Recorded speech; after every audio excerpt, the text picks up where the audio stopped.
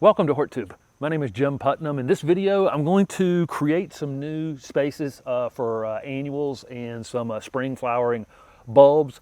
When this season started, I was doing most of the landscaping in this yard, re-landscaping this yard in Raleigh, North Carolina. I was doing most of the work in the back, but I went and got lots of annuals to put in this front bed, and they've been absolutely beautiful. But here we are a week or two, probably before we're going to get our first frost, and it's time to kind of switch over to pansies and snapdragons and dianthus, and starting to plant our spring flowering bulbs and that kind of thing. So I'm going to go ahead and take some of these things out.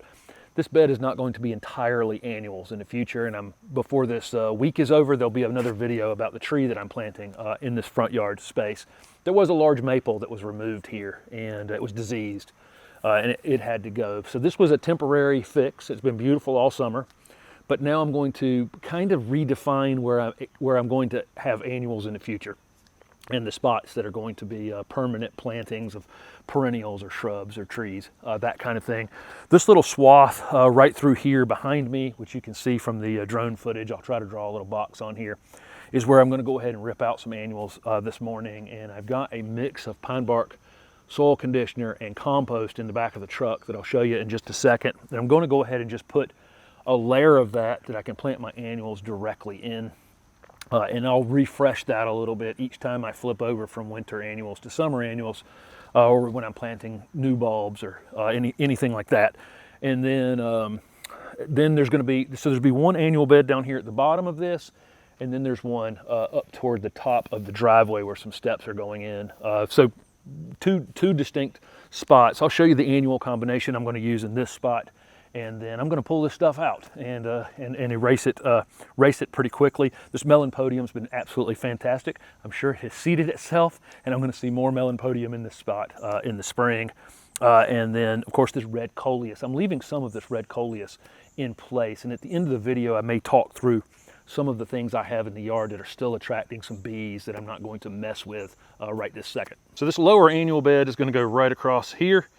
And back over here to where that turf is, and it's going to be a combination of these yellow snapdragons, which will get taller, and then I've got a pansy mix here, and I have a whole tray of yellow, and I'm going to basically blend that yellow into that mix, just to have the mix be 50% yellow, and then the other colors will show up in that. But that's going to be this big bed that goes across here, and then there's going to be tulips and galanthus, other bulbs going in there as well. I've got a tray of mixed snapdragons here, and that upper bed up there will be where that tray is going. But I got to get I'm going to get a tray of a solid color pansy. I don't know which yet to go with that. So that'll be the second annual bed going in today. I would just really like to get these areas cleaned up. I'm actually going to pull this hardwood mulch back, and so that's what you're going to see. I'm going to pull these annuals out that are currently in that little swath, including that coleus that you see right there. And then I'm going to pull this mulch back with my rake, and then I'm going to put down this mix of bark and compost, which I'll show you right now. So I took my truck to a mulch yard, and what you see right here on the top is all compost, because I got a half a yard of compost. But under the compost, let me see if I can dig down to that and hold this camera at the same time. Right there. Okay, that's where my bark starts to come up right there. Underneath that half a yard of compost is pine bark, which is aged pine fines right there. So there's actually, it'll be 3 parts pine bark and 1 part compost, and it'll just get blended in as I pull this out of the truck.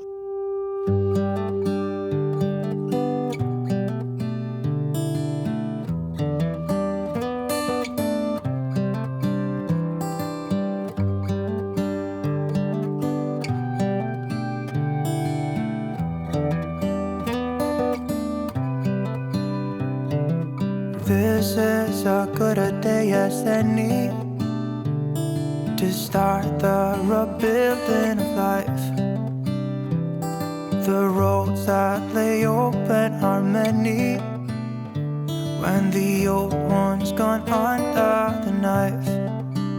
And I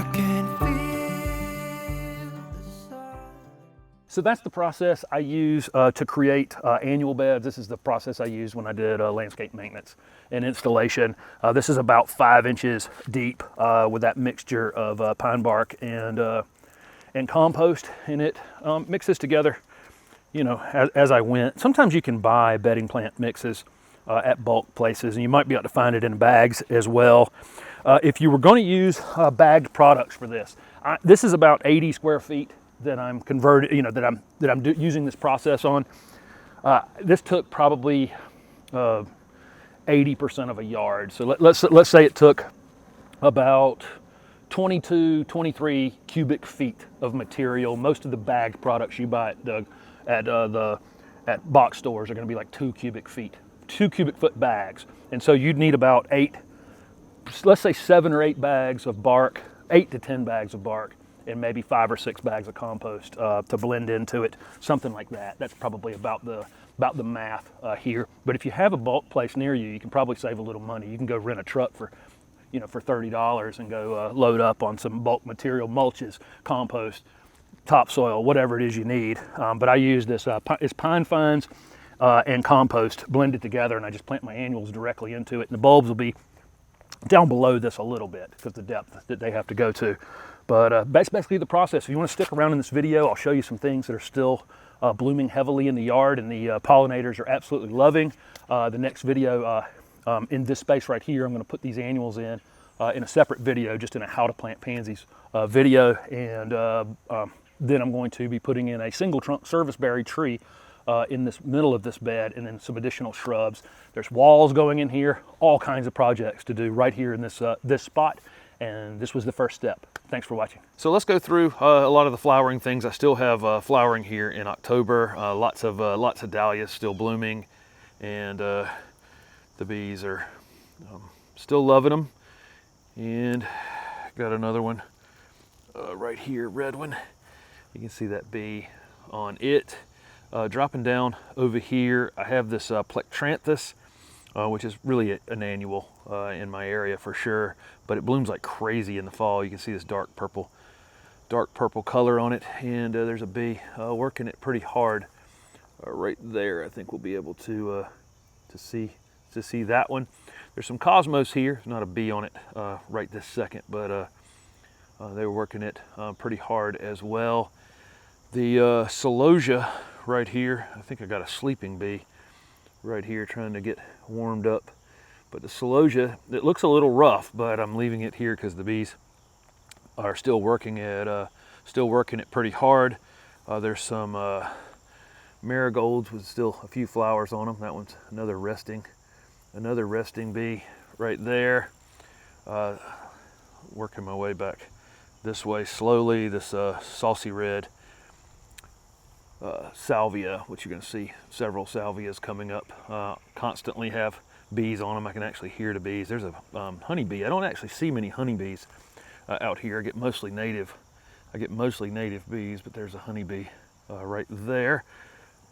Coming on around, there's not a lot of blooms left on this TECOMA right here with the yellow flowers on it, but when they do open, the bees are all over them. My VERBENA bonariensis pretty much constantly has butterflies on it. And of course, I've come out here right this second, and it's a little cool, and I don't see the butterflies. Unfortunately, some of the butterflies I have right this minute are actually cabbage moths, the white cabbage moths. But I do have some the sulfur, cloudless sulfurs out here as well. Lantana is still in full bloom here. I don't see a bee on it currently.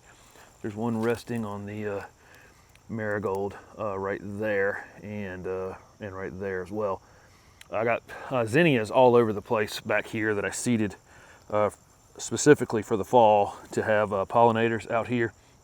And then I've got this white salvia right here, which is constantly abuzz with bees. There's one right there on it, but I just walked back through it, and I think I took a lot of them off, but or made them fly. Right here on these zinnias, there's pretty much constantly bees on it. There's another honeybee right there moving around on that purplish one, and then I've got two just absolutely resting in that flower right there. But the zinnias you can just keep planting all season long, and That tends to keep them.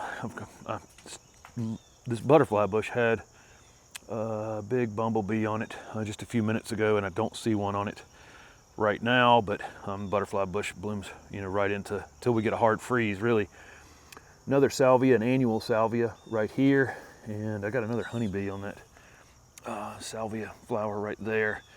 Like I say, I hadn't seen any honeybees here all summer, and now in this video I'm seeing them. I've got some smaller flowering zinnias right here. I don't see a bee on them currently, but they work those pretty hard as well.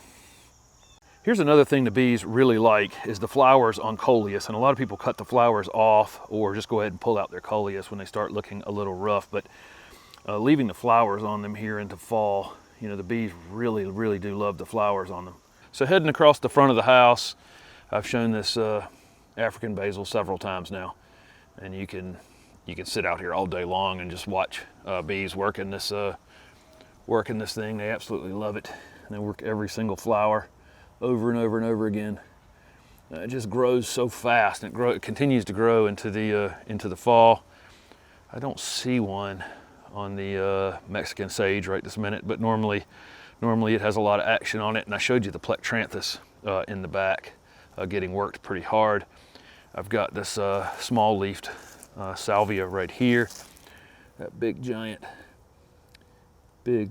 carpenter bee right there on it, another one right there, and then one other thing that I'll show you here is for sure these agastache will be